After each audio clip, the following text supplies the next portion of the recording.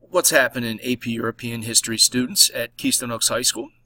Welcome to another SIGcast. This episode is brought to you by the Congress of Vienna, stamping out liberalism and nationalism since 1815. Thanks, Metternich. All right, guys, it's been a while, but what we're going to do is talk about the concert of Europe here and what Europe was like politically. We talked a lot about economics lately, but what Europe was like politically right after the age of the French Revolution and the defeat of Napoleon. So after the defeat of Napoleon, if you remember, Austrian Prince Metternich used the Congress of Vienna in the meeting there to arrange a plan, really among all the European-led nations, the monarchs, and his goal was to keep stability, stability and order, and guarantee the enforcement of the status quo as defined by the Vienna Settlement.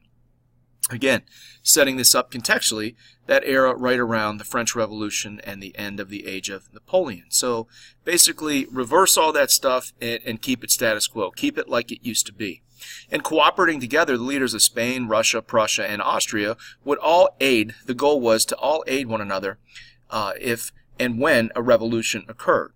All right, any challenge to the monarch or nobility, if it happened, they would all kind of merge together, kind of like a coalition, if you will, to balance of power to keep the status quo. And we learned this as the Quadruple Alliance, or otherwise known as the acronym of PEAR, P-E-A-R, Prussia, England, Austria, and Russia. All right, Metternich invented the Congress system, as this notion is labeled, and it was really the European international relations controlled by a series of meetings held by the great powers to monitor and defend the status quo. Ironically, in 1822, England left the Congress and basically kind of killed the system. All right, they were more interested in preserving their economic interest in the New World. England didn't want the traditional great powers to reacquire their colonies that had obtained independence during the French Revolution and the age of Napoleon. So, as we go down, the goal of Metternich was to reestablish the church, the nobility, and monarchs as heads of all the areas conquered by Napoleon. Essentially, he desired to bring things back to the way they used to be prior to the French Revolution and Napoleon. Remember, restore the old powers, restore all the old privileges, and he wanted to bring back legitimate monarchs and preserve the balance of power to make sure France couldn't do what it did anymore, no longer. So conservatism arose in reaction to liberalism. Again, the liberalism that we're talking about is liberalism of, Republican form of government, laissez-faire economics. So conservatism arose in reaction to all these ideas and became a popular alternative for those who were scared and frightened by all the violence, terror, and the social disorder of the French Revolution. So Metternich agreed with the conservative Edmund Burke, who we'll call the father of modern conservatism at the time, who believed that the traditional authorities knew best and that regular people were too uneducated to rule themselves. Conservatives valued order in society and order in the state, order in the faith, order in the church, and order in tradition.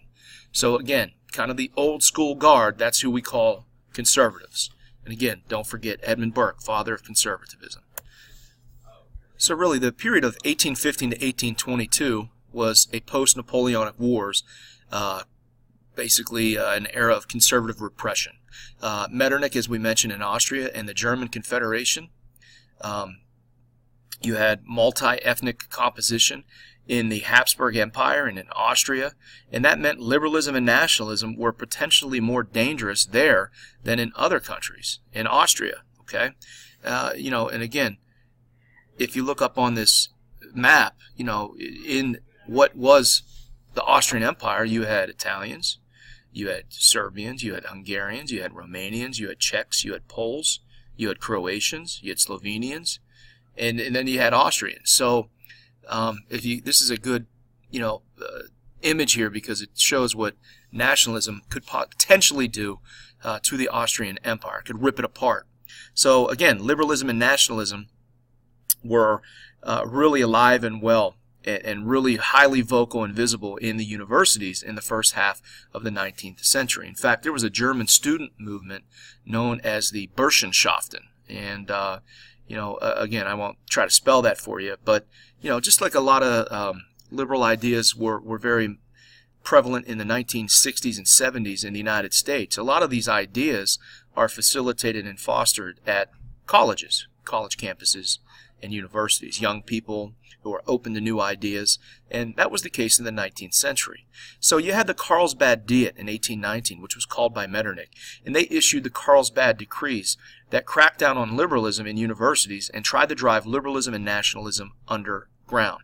Now, this Diet was actually called, or Diet, in response to the assassination of August Kotzebue.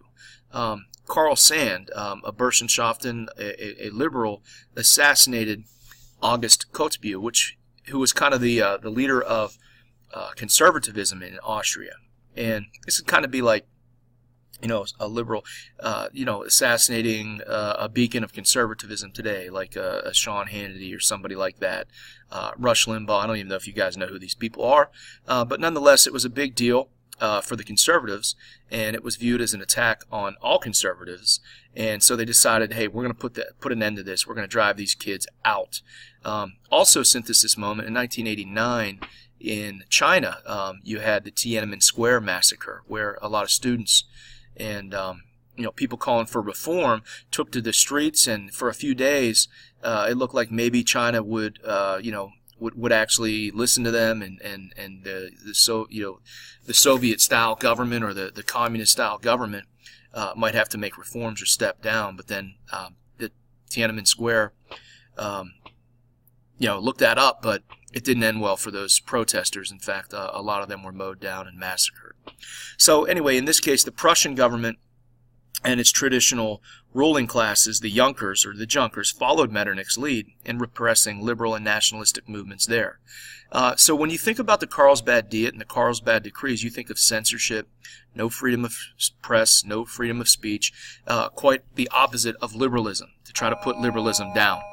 So while liberalism was repressed into the 1820s in the German states, really what we start to see change is, and this is going to probably come as quite a surprise to you, that France will actually pave the way. Go figure. And so yet we have another revolution in France, the July Revolution of 1830. So in France, following the Congress of Vienna and the end of Napoleon, the old monarchy was restored in the Bourbons, being brought back as legitimate rulers of France, and they brought back King Louis XVIII.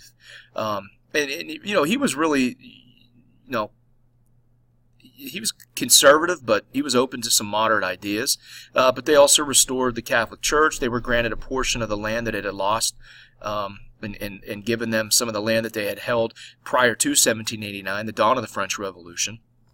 And the government became officially, yet again, a constitutional monarchy, much like it was under the Constitution of 1791. And this was placed intact by the Charter of 1814. And again, like the Constitution of 1781, it was really the most liberal large state on the continent. In 1815, thousands of former revolutionaries were murdered by royalist mobs. This was known as the White Terror, and it was seen as a payback for the Reign of Terror and the September massacres that were held under the Republican government of Maximilien Robespierre. So there's still a lot of conflict in France, even after Napoleon. In 1829, the heir to the throne was murdered. The heir to the Bourbon throne was murdered, and royalists used the incidents as a pretense for further crackdown on liberalism. However, in July of 1830, King Charles X, this is after Louis XVIII, made the mistake of passing the July ordinances that officially excluded the commercial classes from elections. And he also issued in the July ordinances a bunch of repressive features like the Carlsbad Decrees that we had just talked about, restricting freedom of speech, freedom of press. So this was seen as a really ultra-conservative, ultra-royalist action by Charles X. And with the ideals of the French Revolution and the Enlightenment fresh in the French people's minds, this was too absolutist for the people in France, and in 3 days they overthrew Charles X. Again, I'm sure this is shocking to you and very surprising But this was another radical revolt in Paris. They forced the reactionary King Charles X to abdicate his throne, and they brought in a new guy named Louis Philippe. All right, and he'll rule from 1830 to 1848, but he's a member of the Orleans family, and became the new king under a constitutional monarchy. He became known as the bourgeois king, and he even dressed like a member of the bourgeoisie. I don't have a picture of him here in this slide, but he wore pants, he wore suits, he was kind of seen as a businessman. So, France under Louis Philippe was controlled by the upper middle class bourgeoisie bankers and businessmen, and in effect, it kind of had a return to narrow liberalism of 1815.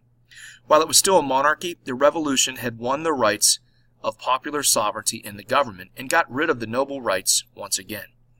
Louis Philippe initially held fast to his own liberal convictions and forged in fire by the Revolution of 1830. So when he arrived in Paris, he symbolically embraced the aged Marquis de Lafayette, hero of both the American and French revolutions, on a balcony in the Hôtel de Ville, the seat of the capital's municipal government. With Louis Philippe, the French ruling administration, dubbing themselves the July Monarchy, promised to reconnect with France's revolutionary heritage by restoring the tricolor flag, and never again would the Bourbon white banner flutter as the national flag. So what's the significance of this? This revolution, bringing Louis Philippe into office, will inspire others in other areas of Europe to follow suit, places like Belgium, Italy, and Poland. However, the other monarchies were aided in stopping those revolutions as agreed upon by the Congress of Vienna.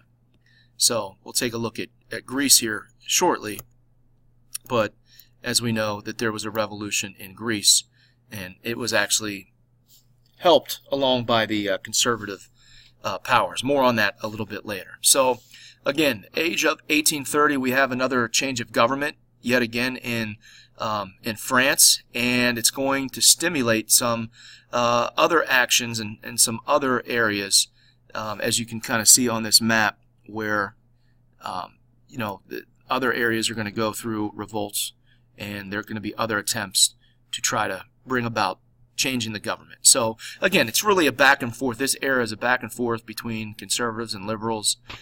Metternich trying to rule with an iron fist and keep these liberal and nationalistic ideas underground. Obviously, that's going to be difficult to do in France, but they do have some success in places like Italy.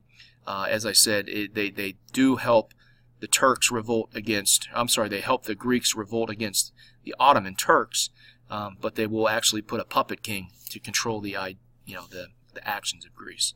So anyway, in the next episode, we'll really get in and dive into the revolutions of 1848. Thanks for tuning in.